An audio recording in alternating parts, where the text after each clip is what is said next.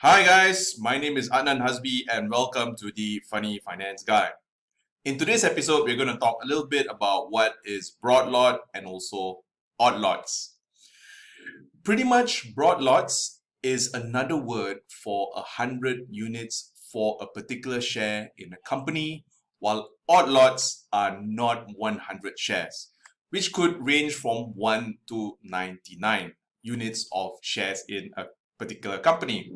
To put things into perspective, institutional funds or big funds tend to trade mostly on broad lots.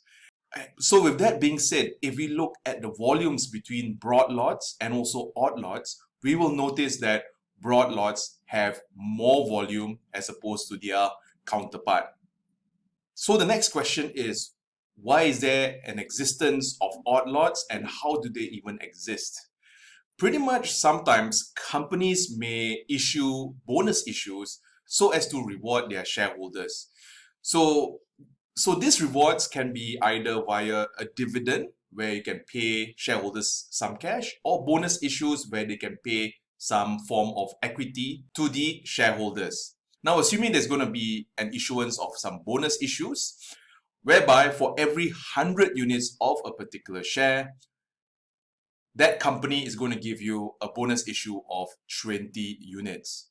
So if you have 200 units of a particular share, this will mean that you will get some 40 bonus issues, and the broad lots will be 200 while the odd lots is going to be 40. Okay guys, so welcome to my CIMB iTrade account.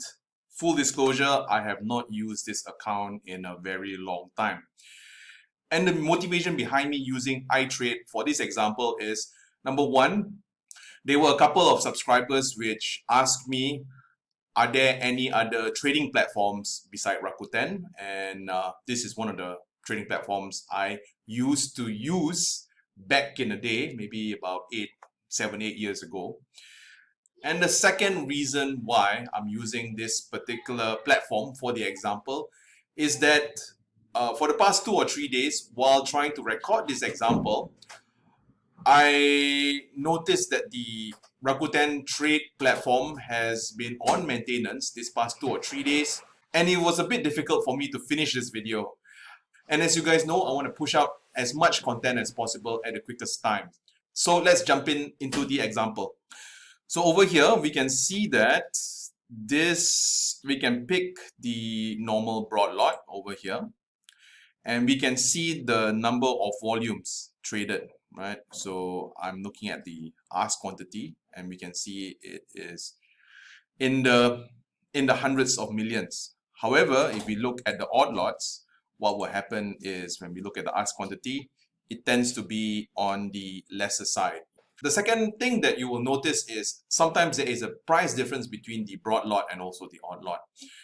And one of the reasons why is that if we have an odd lot of a particular company, while there's not much of liquidity, it's kind of difficult to sell that particular odd lot.